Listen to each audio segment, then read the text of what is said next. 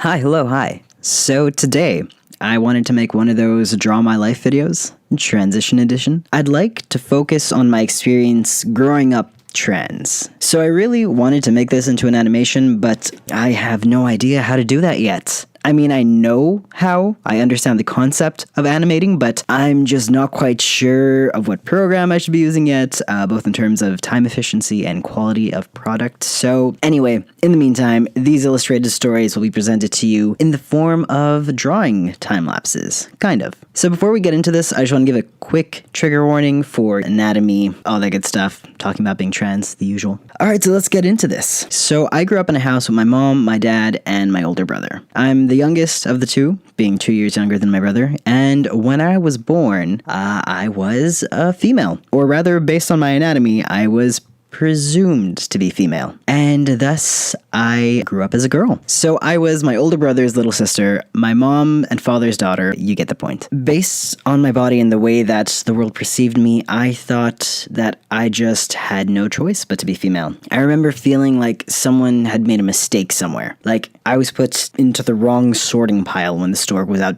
delivering babies. Here's a funny story. This one time, when I was like about 3 or 4 maybe, I walked in on my mom in the shower so that I could use the bathroom because, moms don't get any privacy. My bad. Sorry, mom. And I asked her, hey, when I grow up, am I gonna have boobs too? And, she laughed and she was like, yeah, you will. Probably, expecting me to be like excited. But instead, I immediately broke down in tears. I was inconsolable, and the thought of my body going through female puberty, even before I understood what that was or what that meant, was unbearable to me. See, the thing is, when you're a kid, aside from your haircut and the clothes that you wear, boys and girls kind of look exactly the same. Our voices are high, our chests are flat, and it's really just like the way in which you present yourself to the world lets people read you as either male or female. I remember when I was a kid trying to console myself and just reason with my body. Trigger warning, anatomy. I remember thinking that my parts down there were just, shrunken boy parts. I thought that the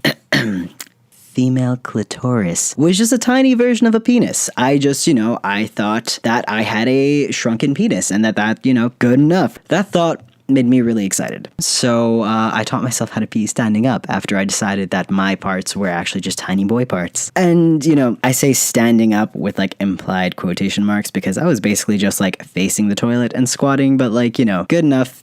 It made me happy until the point where I went to grade school and had to use separate gendered public bathrooms, and I didn't want to face the toilet because then everyone was like, oh, what is that child doing in there facing the toilet? Why are you straddling the toilet? Please stop. Anyway, fast forward a bit and puberty hit. And I was, as the youth say, an early bloomer. I hit puberty and got my menstrual cycle in 5th grade. What a ripoff. But my time as a teenager was just, overall confusing. I think that most people just thought I was really gay. Now, I was confused as hell. See, here's the thing. Growing up, I was pretty much asexual, which means I didn't feel any sexual attraction toward anyone, regardless of gender. So I remember being like, what the hell? Where is this coming from? Meanwhile, I get it now. It's probably because I presented so masculinely and my whole masculine air was interpreted as just super gayness. But anyway, I just kept getting asked periodically throughout my life if I was gay, to which I would reply, no, I don't think so. Until one day, I became friends with this one girl.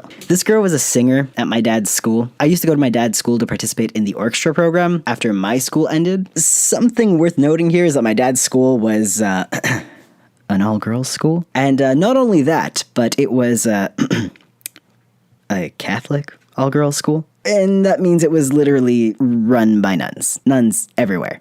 And my dad wasn't a nun. So I'm in the band with maybe 20-something other teenage girls, and I get close to a few of them, but that one girl, that one singer, I became best friends with her. Plot twist, though, I did not date or have any romantic feelings for this girl. No. Instead, I had romantic feelings for her sister. Yeah, I was that friend. Anyway, that girl, her sister, was the first girl I ever fell in love with. Maybe I'll make a different story about that one, make a first love story, but anyway, the point of this being, look, I'm gay after all. The world breathes a sigh of relief and all makes sense again. This is why I am the way I am. because I'm gay. I didn't realize at the time that what I was experiencing was dysphoria, gender dysphoria to be specific. But the entire time I was dating that ex-girlfriend, I just remember always saying, I don't really feel gay. I feel like I'm your boyfriend. And I never really dug deeper than that. I didn't have the words to explain more than that. That was just how I felt. At some point in my life, I learned what transgender was. I remember seeing that one episode of Oprah with the pregnant man, and I remember the idea of being trans was just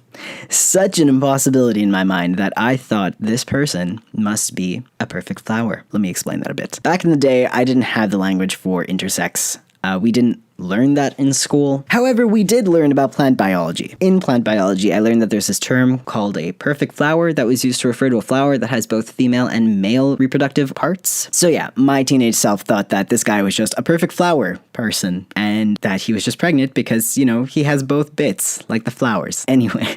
Turns out he's trans, assigned female at birth, still has his uterus. That's why he was able to get pregnant. I think his name is Thomas Beatty, by the way. I don't know, you could probably look that up. Anyway, I also knew that sex change was a thing, but the only context in which I'd learned about a sex change was in traveling circus kind of context. It was something that I knew existed, and it's not that I consciously knew or associated it with bad things, but a sex change was only ever mentioned or represented to me within the same context as a two-headed snake or that first sheep to ever be cloned named Dolly. It's something that didn't seem real in my own world. And it stayed like that for a long time. Here's the thing. I didn't know that I was trans growing up. I only figured that out in adulthood. So in terms of what it was like growing up trans, the short answer is just confusing. It was just a lot of things that only make sense in hindsight. I guess that means I'll have to make a part 2 about how I actually knew I was trans, what it was like coming out, all that stuff. Hopefully you enjoyed the format of this video. I really enjoyed it. Let me know what you think in the comments section down below. Thank you so much for watching. I hope you have a great day and a great week, and you take care of yourselves.